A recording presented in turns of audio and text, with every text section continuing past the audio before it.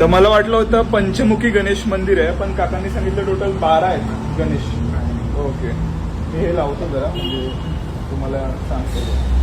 12 गणेशाचं हे आहे काळामध्ये हे झाले प्रगटलेले आहेत. हां हां. त्यातला एक हा मेन आम्ही मेन म्हणजे मेन मुकुट लावतो. ओके.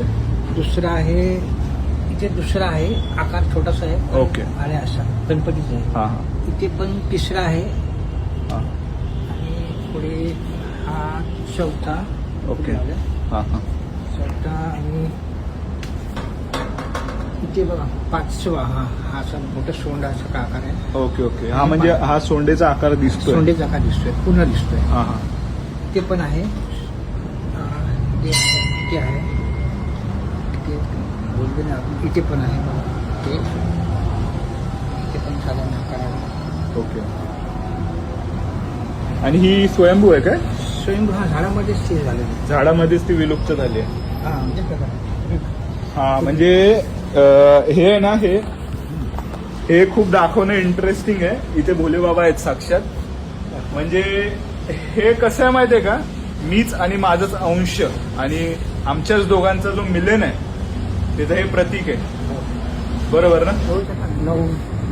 9 तसे. आणि हे मुकुट लावलाय ते इथे आहे का? ओके. ते मुकुट इथे फक्त नाही, नवस म्हणून ते इकडे नवससाठी परत फेड केलेली आहे. हां हां. हा पण मुकुट लावलेला आहे, हे पण मुकुट आहे. ओके. ही म्हणजे हे ज्यांचा नवस पूर्ण होतो झालं तर ते ती लोक मुकुट लावतात इथे. किंवा 5 नारळाचं तोरण देतात असं. ओके. 5, 11, आपण 100 पण देतात, 101 वगैरे असं त्यांच्या ऐपतीप्रमाणे देतात. पण म्हणजे ह्याची एक्झॅक्ट स्टोरी तुम्हाला काय माहिती आहे? स्टोरी म्हणजे त्यांचं हे भटजी आहेत आमचे गायकवाड, एकनाथ गायकवाड. हां.